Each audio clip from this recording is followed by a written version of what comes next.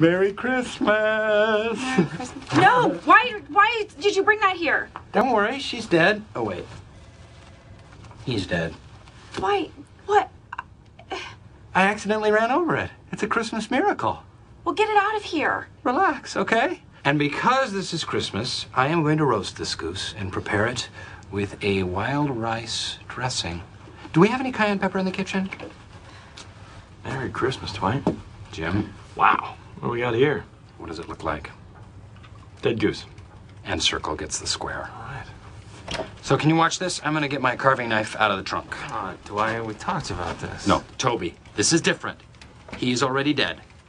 Once I brought in a duck to prepare for lunch, and people got upset. Apparently they got attached to the duck and didn't want to see it killed. He was already dead, and we Schroots use every part of the goose.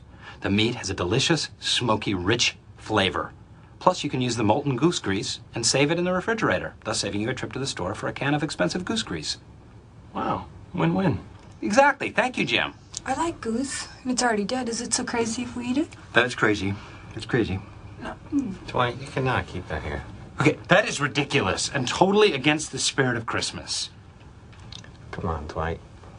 We went over this like for half an hour. It's Christmas, Toby.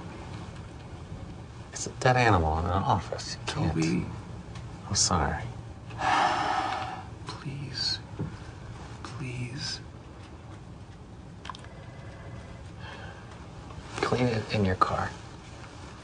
I would like it off my desk.